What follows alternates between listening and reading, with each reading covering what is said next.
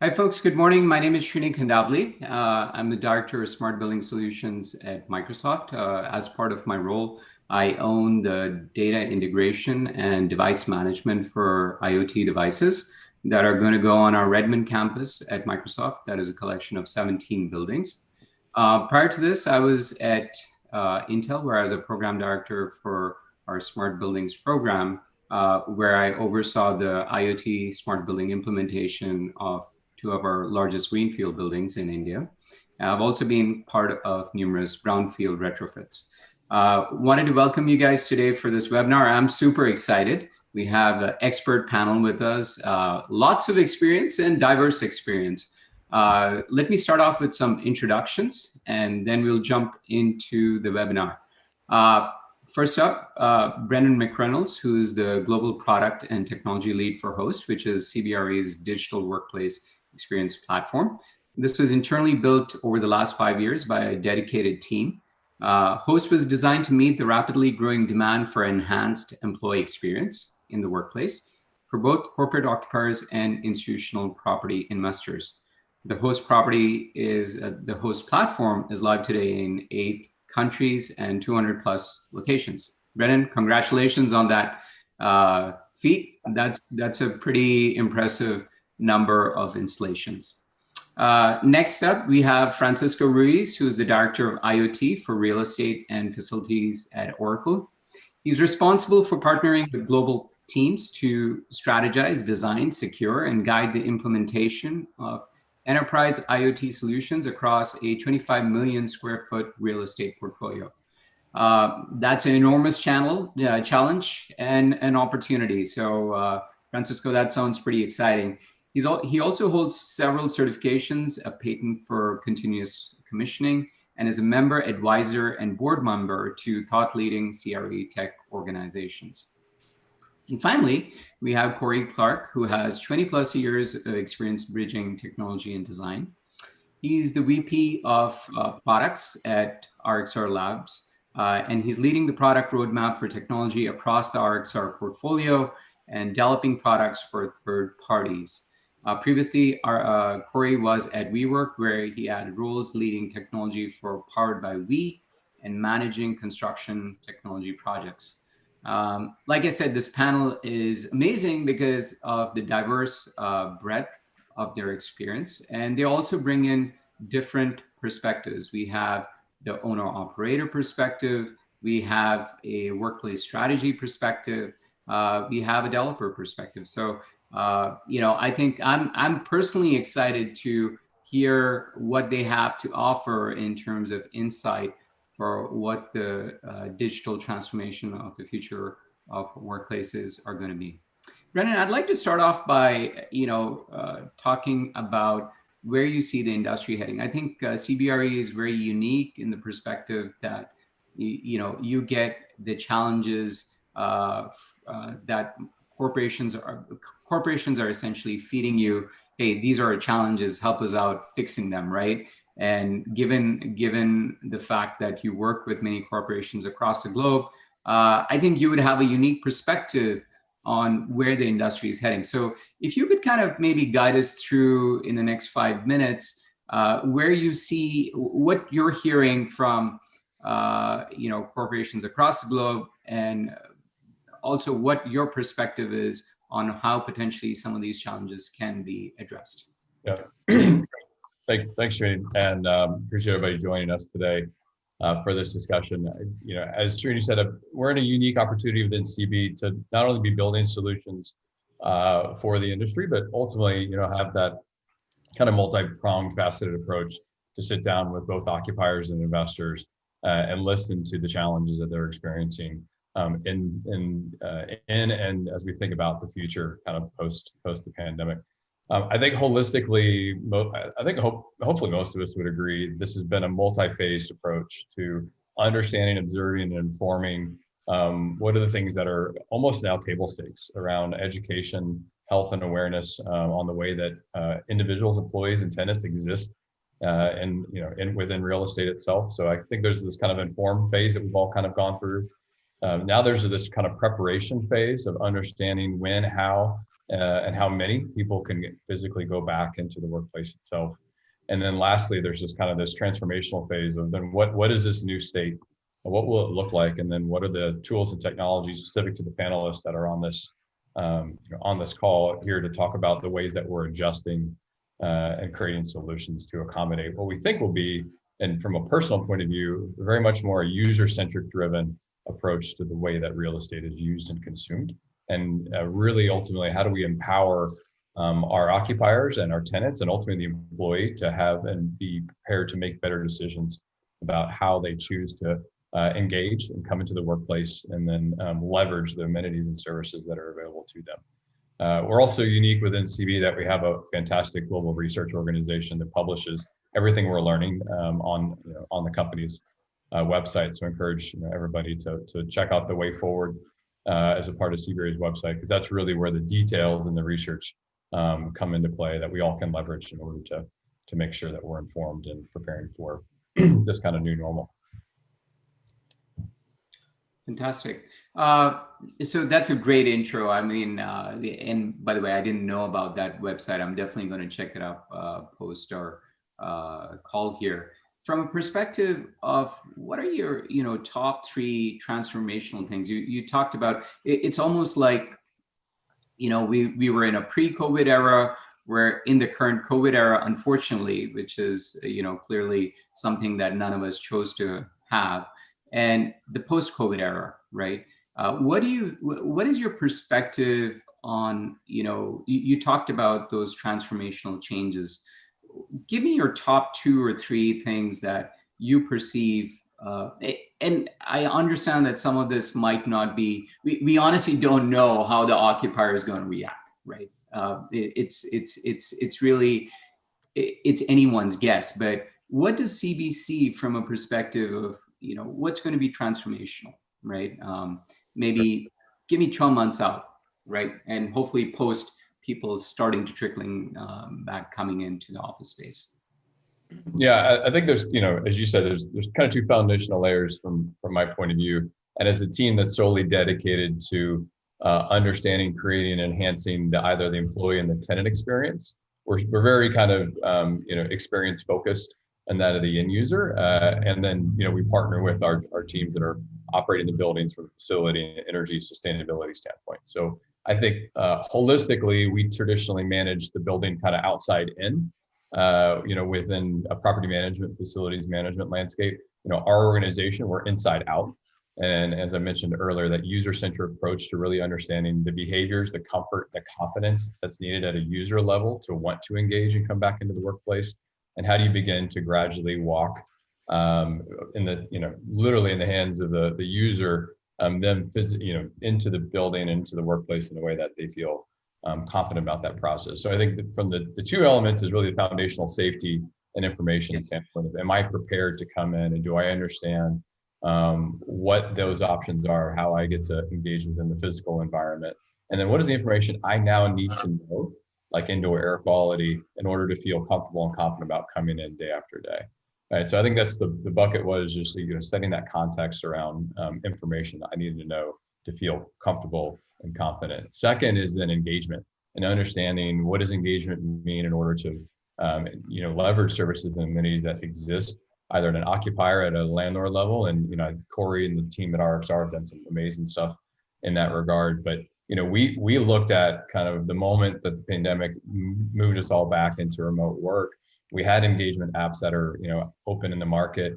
Were being used in tens of millions of square feet. And what happens to the user base within those tenant experience platforms and those employee experience platforms, and where you kept and stayed engaged with relevant information about COVID, the pandemic, the preparation information that I shared earlier, we didn't see a huge drop off in the usage of those platforms, as long as you kept relevant. And that way we went from this informational stage of letting people know what is this current state of the state into engagement as a service models, to where you begin to create virtual activities and content and things to now actually almost disengage from my laptop that I'm staring at, this little hole in my camera, into my own personal device that's actually informing about different activities and services and community that are going on that I'm familiar with and that in some ways we long for. So stage one is this kind of informational, create confidence, and stage two is understanding what engagement looks like. And with that engagement comes,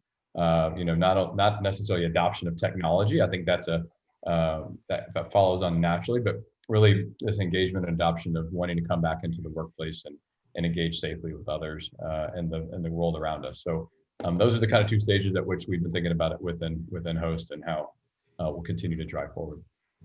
It's so interesting having these discussions, because it spurs thoughts on patterns that you have, at least personally for me, that I've seen. Two things really stood out in what you were talking about. One is the emotional security that people need when they come back to work, and this is a reality. And I think, how do we create that security for people to feel comfortable to be back in their workplace is going to be very important. How we solve it, I think, is and how effective that is the jury is going to be out, but it's going to be a very, very important aspect. The second thing you talked about, engagement, I think is spot on. And let me just narrate a quick pattern that I saw when I was in India. So one of the nice things about living across the globe is you do get to see different cultures, user patterns, etc. And I was talking to one of the smart building app companies out in India, and I came in with my bias, and I said, well, I think mostly your probably people are using your cafe app and things like that. And they said, you'd be really surprised that they were the most used feature in the app was an events app. This was a large development tech park, right? Very, very young population. And they wanted to engage. And it was very interesting to see the pattern that, in the app was actually very central to bringing this community that felt disconnected, because a bunch of small companies, so not necessarily a large footprint of a, major corporate. And that drove a lot of revenue, because it was kind of a rev share model for the events plus the software mobile app company. So I think engagement, to your point, is key. It can come in various forms, right? Either you can offer a service and people can consume it, or you can create a community, right, where people are looking forward to using that, and it's just not something like a widget that you're using to do something very, functional or transactional. So fantastic. That was great. Love the conversation. We're going to get back to you in a bit, but Francisco, I want to kind of transition to you now. And, we talk a lot about strategy, but a lot of times the challenges are really with deployment, right? I mean, you can have the best strategy, but the challenges of actually making this real is definitely something that is I would say, blocker for adoption, right? As someone who has a large portfolio, I mean, when you first sent me that information of 25 million square feet, I was blown away. I was like, oh my God, that's a lot, and I got to assume that there's some challenges with the deployment of those technologies. And how do you take something that is maybe somewhat immature and harden it, productionalize it? Because ultimately the benefit is going to come from the deployment. So maybe you can share some of your thoughts on what you feel are ways that successful strategies to make this real. Sure. Thanks, Srini. So to kind of build off of a little bit of what Brennan mentioned, I'll start by just explain a little bit of our strategy at Oracle, what my experiences have been, and also some of the challenges around implementation and the way we've been able to get past some of those hurdles. And essentially, the process of measuring air quality, humidity, temperature, occupancy, and flows of people, which was previously, in my experience, more nice to have. It's become real integral to successful reopening of a building. And, we're really experiencing an acceleration of solutions now focused on the occupant experience as metering and space utilization has now matured much more. I'll reference the 300 concept a little here, and where on average, we pay the $3 per square foot per year, representing our utility cost, the $30 per square foot per year, representing our rent cost, respectively. A comfortable, healthy, and engaging workplace is now risen into the spotlight during this pandemic, and affecting our people's experience that are represented by that 300 per square foot per year that we pay in payroll. So it's about that experience, and people want to know if they could come in, where they could come into, and how do they come in, and do we have enough PPE? What's the cleaning protocols? Where are the hot spots, and so forth. So I begin with that just because that's what's front and center right now. But overall, from a strategic standpoint and getting to implementation, just a few things to mention as far as a strategy and it being able to create a successful one. It really starts with leadership, and communication, best practices, with innovation and proactive strategic planning. And, that's something that are all components of our strategy at Oracle. And so starting with leadership, we've done, several things to help align, with the company's, goals, and security is a big part of that.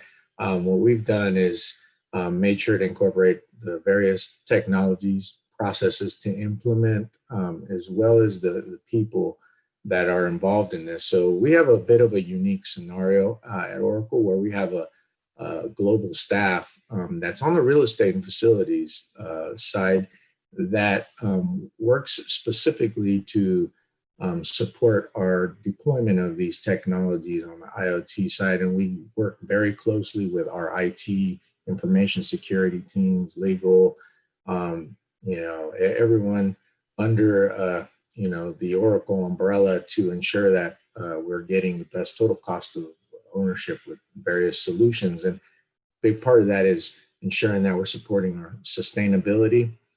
So energy, water, and waste, carbon emissions, things that, were more traditional in nature, those are very foundational. And some of the challenges, in deploying the various myriad technologies that we have at our fingertips is, for example, standardizing the design, security, implementation of these diverse set of operational technologies across a diverse portfolio that really will align with information technology as well as our information security requirements and the various operational technologies we have to choose from. Ultimately, continuing to improve on existing and constructing new and acquiring new real estate. It makes it a bit challenging to continuously evolve, and that's why the strategy is so important to always go back to and continue to help drive the path forward. Just a couple of other things real quick I'll share. As far as space utilization, we've seen that continue to mature. And again, not jumping straight into a specific technology or solution for that. We've taken advantage of systems that are tried and tested, our lighting systems, master systems integration strategies to ensure that we're not putting our eggs all in one, basket, one solution, and really vetting out these solutions, testing them. That's one of the things that, we've become, that's become real important to our strategy, is just being able to test solutions and be able to pivot as easily as can be while continuing to keep a focus on being, action or data driven and having actionable information to use. One of the final things I'll I'll mention here on some of the challenges that we've faced. So communication is very important, as I mentioned already, amongst the various stakeholders. Really starting with assessing your data and security strategies will be very important. Creating specifications for the various systems that you're deploying, whether it's features, security protocols, and so forth. Naming conventions for implementing these systems, tagging of data. It's easy to get lost in all of that data, and you multiply that across a portfolio of buildings, campuses, that multiplies the complexity. And then commissioning is extremely important. I don't like to take it for granted, because the way I look at it is you can't get to AI digital twins if your data and the underlying systems isn't accurate and you can't depend on it.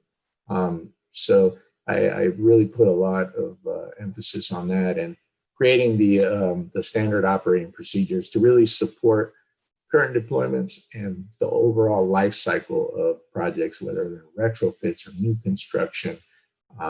You have to continuously go through these iterations. And I think a lot of what I've shared so far right now is all foundational information that I look forward to jumping into more detail and be happy to go in and out. But I really wanted to just start a little bit with sharing some of the Sure. strategy. No, I think again, really resonated. Thank you for sharing, but it really resonated what you were talking about, because people often think of smart buildings as a set of equipment that is sending data to a cloud. It's not that simple, right?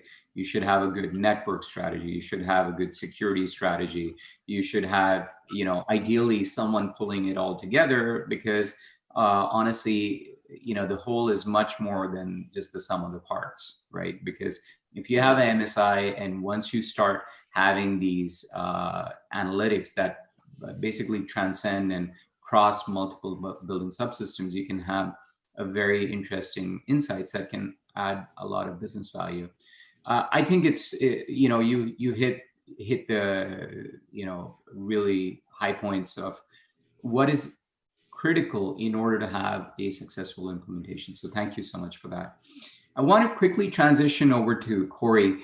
And Cory, first, before I, have you kind of jump into what RXR is doing, I have to say, it was so amazing to me that in such a short time frame, just to kind of give folks some background, and I would recommend that you go and check out the YouTube link of what RXR has done at one of their properties. And very nicely that they have built on top of the Microsoft platform. So thank you, Cory, for that.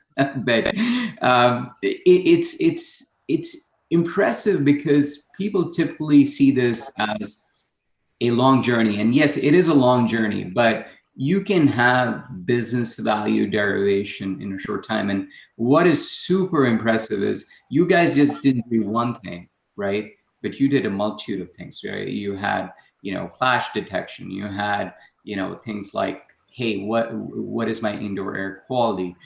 A beautiful visualization. And, I think it talks to one, the company's importance. I hope to see more developers, landlords say, hey, this is super important for our tenants, and we need to do this because there is value.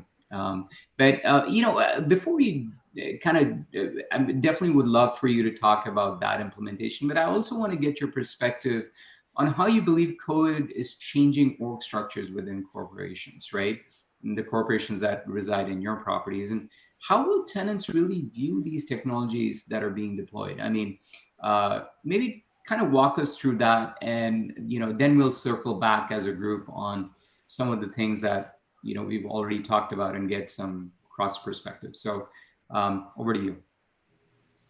Thanks. And yeah, definitely going to build off of what Brendan was talking about in terms of definitely seeing trends that are similar, that inversion from outside in to inside out, and what Francisco mentioned around this shift towards experience. And that's like a lot of the reasons we were able to move as quickly as you mentioned was because we'd already started this lab to kind of shift our focus from just building four walls to what's happening inside of those walls and the services and technology we can provide to our customers.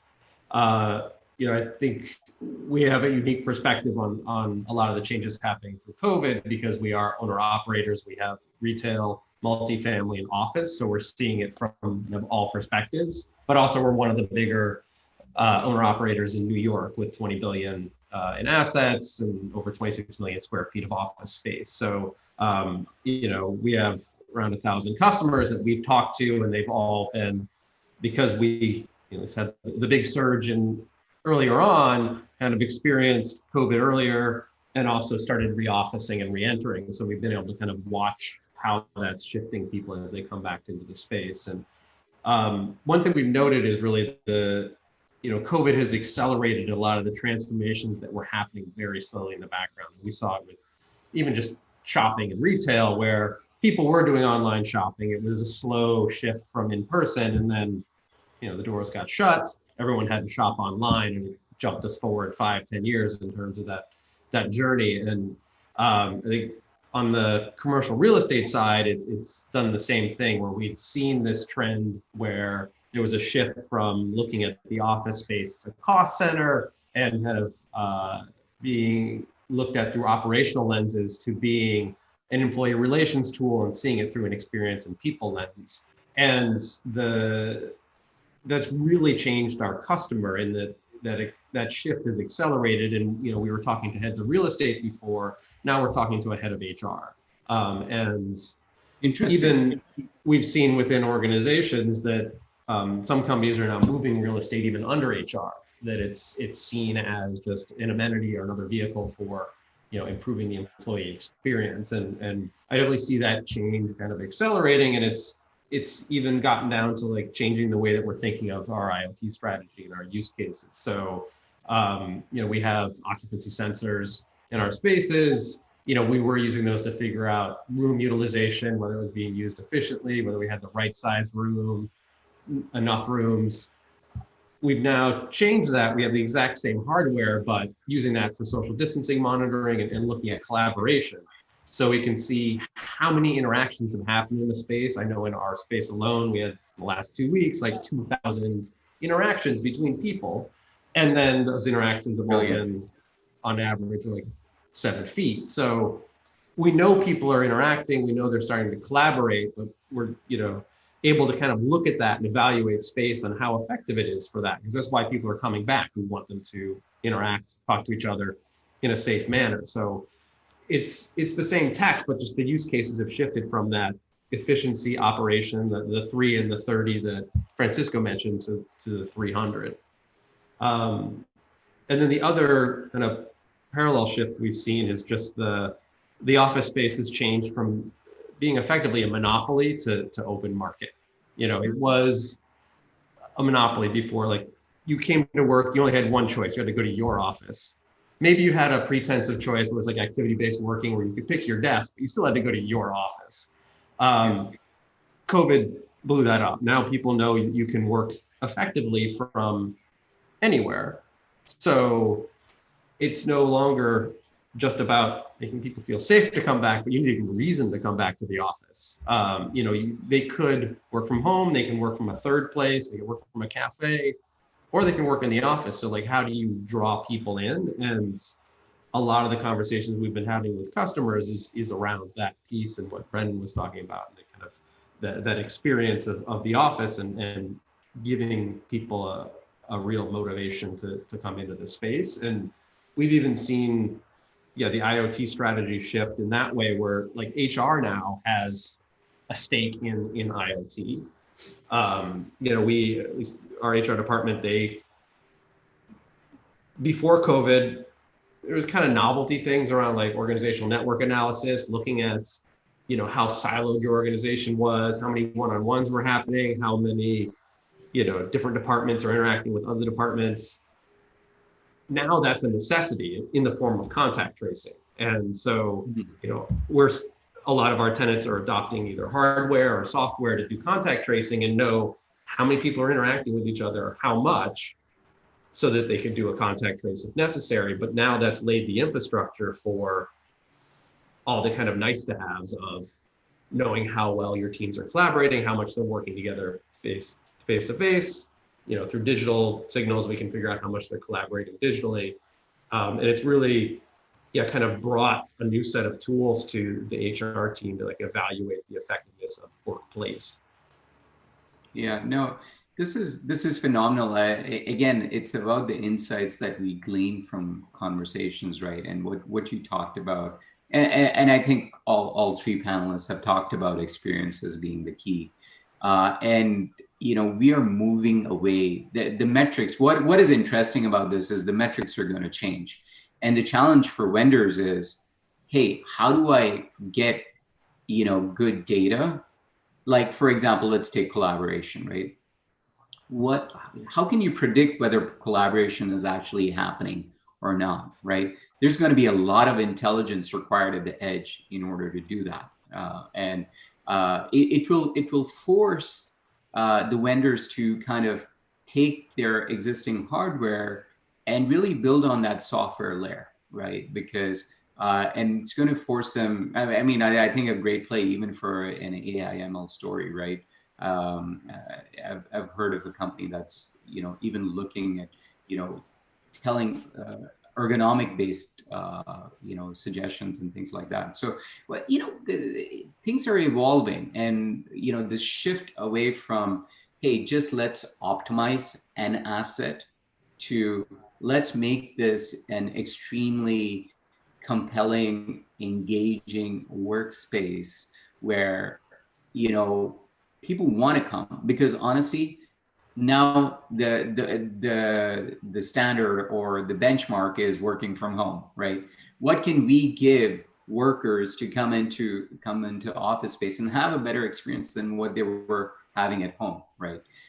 So it's very interesting. Just a personal thought for me, and then we'll get back to the panel, is I believe that what we are suffering from, or I shouldn't say suffering from, where the industry is, especially in the analytics space, is a lot of concentration on data, but not enough in terms of actually resulting in an action, right? Now, that action could be of the form of a proposed design change based on the metrics. Let's say you had an open space that was, originally commissioned for collaboration, but you don't see people there, right? And this can't be just done with pure IoT solutions. I think there's a whole lot of play for workplace strategists. I think, to be able to come in and look at that data, right? Because machines are really good when you give them a heuristic, right? But they lack that capability, at least in the current state, of being able to take some data and say, propose changes, right? And when we get into that domain, I think that becomes really interesting. And it's not just a vendor discussion, it's also the capability of internal organizations to drive that cultural change. Going back to what you said, Cory, they had a real estate coming under HR. That's great. That's very compelling. But fundamentally, there has to be a cultural shift of saying, let's use this data to have people actually change the work environment and drive a positive outcome. And ultimately, the key metric is a positive outcome for employees, right? And how do we get there? That becomes very key. Another aspect that fascinates me is, as we're getting this plethora of data, right, especially around indoor environmental conditions, I think that clearly we are in that space. But even prior to that, there's been a lot of research which has talked about the importance of having a healthy environment and how that directly impacts productivity, right? And there's a very interesting book by I think his name is John Allen, on healthy buildings. I hope I got the name right. It's pretty amazing to see the impact that just good indoor environmental conditions can have on how people are producing work, right? Now, I think that's where a very fundamental gap is we have all this data, but what are we doing with it, right? Wouldn't it be great if we take this data and automatically actuate building equipment, right? To create that, ultimately, we all know that at some point, we're going to have to touch a mechanical system. And a lot of the times vendors have a problem with that. Let's just be honest. There's still that IT and OT divide, right? The vendor who is able to cross that bridge, right? And say, I have this data. I'm going to help you with your OT systems also, right? While that might not be as glamorous as the IT side of the house, it needs to be done, right? Because if you don't do that, you're not getting the result, right? And I think those two areas really stand out in my mind as potential opportunities. I'd like to throw it back to the panel in terms of, we've had this wonderful discussion over 35 minutes. Anything jump out at you in terms of something you'd like to add further to maybe what you heard from one of the panelists, or maybe want to expand on your own thoughts? Let's go round robin. Cory. Yeah, I think, particularly as you were talking and like one of the things I'm wondering if there is this shift from kind of the efficiency operational side to the experience side. I think one of the things that's going to enable that is a different set of KPIs. And before, like, it was easy to value the IoT, air quality, for example. Like, I can monitor air quality, I can monitor occupancy, I can turn off the HVAC system a little bit earlier because the room isn't occupied and save some money. It's very clear, like, ROI there. As we shift towards experience and productivity, there's not a good metric for productivity. I mean, during COVID, everyone said productivity went up because people were spending more time at their computers typing, but that isn't necessarily productivity. There's ENPS, and I've seen some other ways to start to value the workspace itself. But I would love to know, Brennan and Francisco, as you guys are shifting more towards experience, like how you're starting to value the effectiveness and of the tech you're rolling out, like what success looks like if it's not, cost savings and efficiency anymore. Yeah. Brennan, what are your thoughts? Yeah, I mean, I think, to be honest, the productivity metric is still aspirational. I think right. It's also a little bit squishy, but it does feel good. And I think we all realize that it is real, right? If we can save somebody's time, make them more informed and confident and engaged, then we will be more productive. And so how do we do that? And I think it goes back to, Cory brought this up earlier. And I think the biggest change, we've all acknowledged the acceleration of digital transformation that's happened in the last 6 to 9 months, but the internal acceleration or forced marriage or accelerated marriage of enterprise IT plus HR plus real estate plus data privacy is foundational and fundamental to the future of how this all operates and moves forward together. And together is the big word there, because we all kind of came together to do what's right for the employee, right? Because as an occupier, there are these social contracts with our employees to make sure that we're looking after looking after them, and how do we inform and educate and keep them safe. At the same time, the landlords have that same but different, right? I do think that there's an element of B2B to C here, right, as a landlord to the tenant, and B2B to E, occupier to my employee, right? There's a different construct that's important.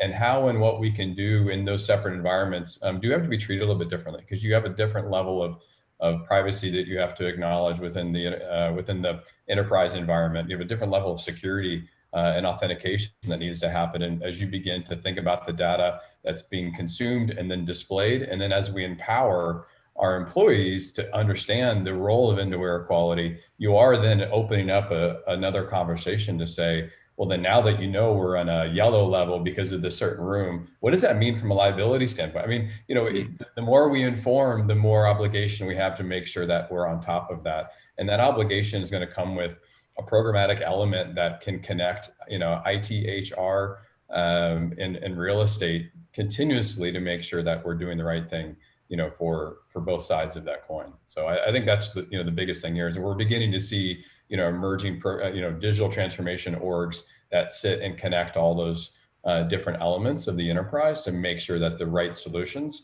are coming to market. And I think the last piece, when you think about solutions, everybody came up with a COVID solution. And congrats to all of us for being agile. And we all deserve a pat on the back. But when I say that is because now there are people that traditionally didn't sit in the realm of what what Cory does or what Francisco does or what we do within CB. IT technologies that typically sit and report into the CIO, low code solutions are now saying, well, I can do return to work or I can do these things. So you have new players in our respective prop tech, CRE tech space that are saying, I got one too. And I think there's a lot of validity to that, but at the same time, there's a lot more noise because now HR is hearing about return to work solutions and IT is hearing about return to work solutions and real estate hears about return to work solutions. And we're all talking with the best intent to figure this out, but not necessarily coordinated. So I think my overall recommendation is to make sure that all the right people are at the table to continue to think about, Srini, as you said earlier, outcomes first, prioritization of those outcomes, Sure. and then making sure all the right participants are there. That was brilliant, man. You made my day. It's deep insight, right? Because when you talk about experience, what you're talking, one of the things that you need to compensate for is privacy, right? It's not. It is something we are moving away from. Room data that mostly no one cared about to now employee data, and that additional PII aspect of it becomes extremely important to compensate. And you're right. I mean, there are a lot of apps that came to market and there's a lot of noise. And actually, I feel bad for the folks who are actually evaluating all these because a lot more noise means that it's actually a barrier for adoption, right? So in one way, from my opinion. So you need to shape out that noise and you need to be able to say, okay, these are my KPIs and this is what I'm going with, right? This is my need. And it's not a short-term need. This is how it's going to, really hold for the long term, right? Francisco, let me transition to you. I think, maybe take kind of got a couple of comments. Last 3 minutes and your perspective on experience and your, So I'll just comment on a couple of points that Brennan, Cory, and yourself, Srini, brought up and that I think are important. And I believe the industry is heading towards more integrated design delivery that takes into account not only our utility space utilization, but the occupant experience, which includes wellness, of course. A couple of other key trends there is just having that one data lake with many views for the various stakeholders that will be utilizing this information. And we all touched on the standardization of health metrics that'll align with for example, ASHRAE, Reset, Air for Commercial Interiors, CDC guidelines, etc. It's all evolving right now. And really the simplification of modes, being able to, operate in the standard mode, whether it's energy efficiency is our goal, or we're in a pandemic mode, or poor air quality. Simplification of this is, like we've all, I think, mentioned, there's not one solution that does this all right now, but having all of that in mind as part of your strategy will be extremely important. And the systems or approaches that eventually simplify and help you achieve your strategy.